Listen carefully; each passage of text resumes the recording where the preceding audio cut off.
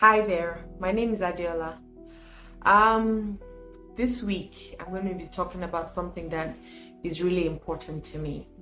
And not just because I want to teach it, but because I had to do this for me to get me to where I am now. If this is the first time you are listening to me, I introduce myself as this. I'm a life giver and a kingmaker. As a life giver, I'm a therapist and a hypnotherapist. So if you give me your permission, I'll give you your life back. As a kingmaker, I've worked in the television industry for about 17 years professionally, and I've made a lot of kings and queens, and so I'm a kingmaker. Who am I? I'm air. I give people a reason to live, love, and breathe. I'm light. I bring clarity and understanding. I am unconditional love. I love because it's who I am, and I am an example on earth that God exists. How was I able to create this powerful identity for myself? It was because I sat down and I said to myself, who am I? Now, do I have other roles and titles? Yes, I'm a mother, I'm a stepmom, I'm a wife, I'm a boss. All those are roles that I play. I've worked in different capacities over my life, but if I'm stripped off completely of my roles and my titles, what will be left of me is who I've said I am. I am air, love, and light. I'm all. Yes. And now, there was, of course, it wasn't always like this. There was a time in my life where I didn't feel like anything. You would actually say to me, oh, you look beautiful, and I'll be looking backwards to say, is it me they're talking to, or is it somebody at the back? My confidence was at its lowest. My self-esteem was at its lowest. I didn't trust in myself to be able to do anything. I felt like an absolute failure. But today the story is different, because some of the things that I'm going to teach us this week is one of the things that I did for myself. Now, for you to embark on any project or anything at all, there are certain questions you need to ask yourself. Now, if you're writing a story, for example, and today I want to teach us how to first of all, write and then tell the most powerful stories about ourselves. Now, a lot of times we are very good at saying the things that are terrible about us. I'm a this, I'm a that, and they're all negative. I'm not enough, it's not available to me, nobody loves me, But we forget that, we create our reality, and our words shape our lives. Our words shape our lives. And so in this situation, if you're able to tell a powerful story about yourself, then rather than focusing on the negative things, we'll focus on the positive things.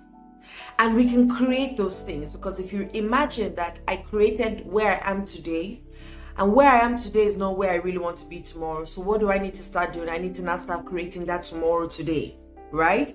Because we'll always be in our today, whether it's in 10 years from now, it will only always be now. So there are 5 W's in creating a story or writing a story, right? There's an H after, but I would intentionally not talk about the H, but I'll tell you why. So today, the 5 whys are what, when, who, where, and why. Okay?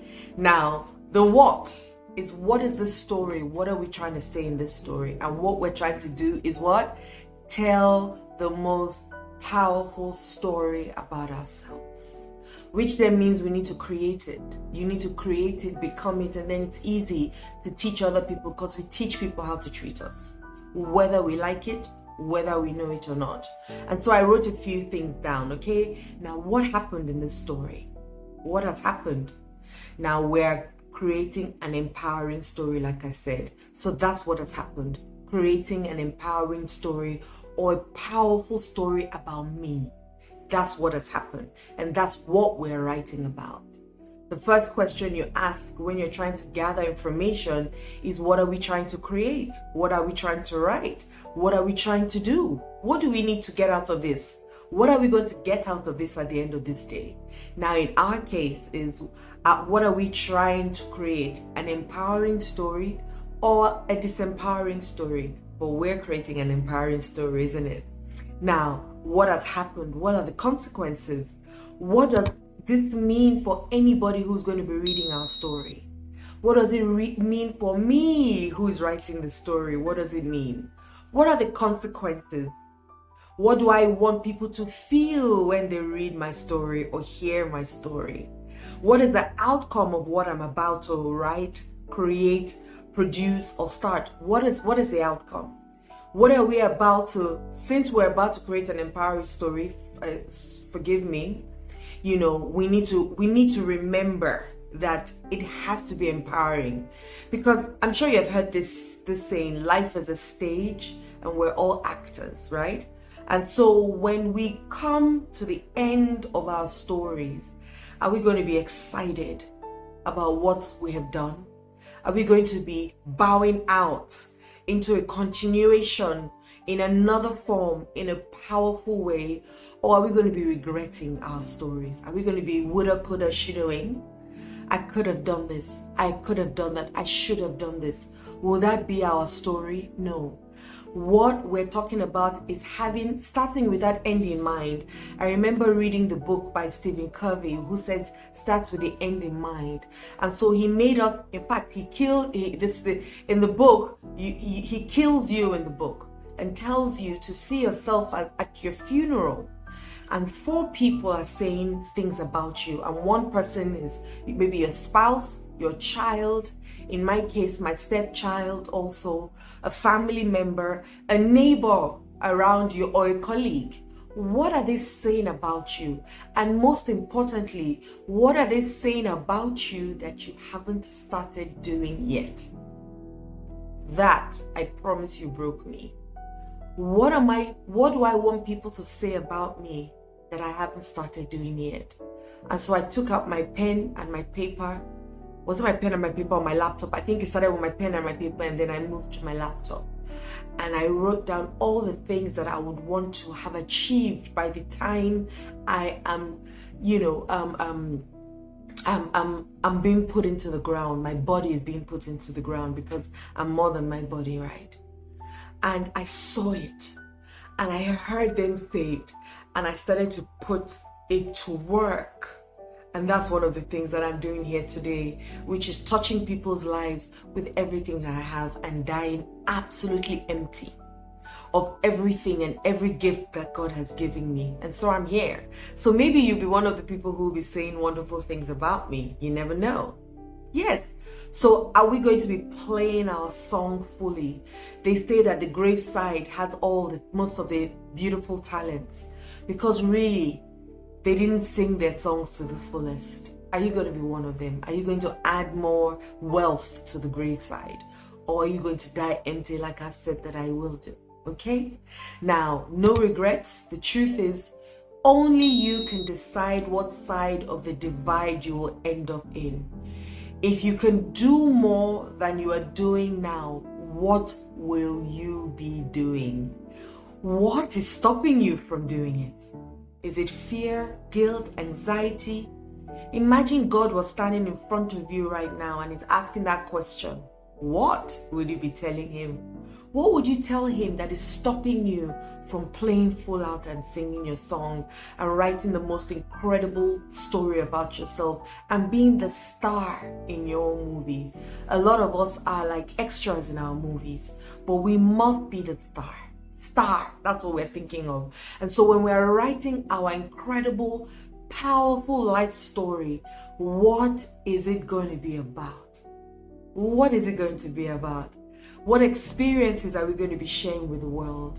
What experiences from our own experiences are we going to be sharing in our story to empower another person? Because when you shine brightly, you give other people permission to shine as well. So what story are you going to start to tell about yourself? What story are you going to start to write about yourself? And what story are you going to start to give to the world to enjoy about you? What incident are we talking about? Would it be an incident? Maybe a small piece of your story. But that story, that experience happened in your life to be able to empower other people and tell them that they're not on their own and that you're right there with them. So what is your story about? It has to be empowering. You have to be the star in the movie.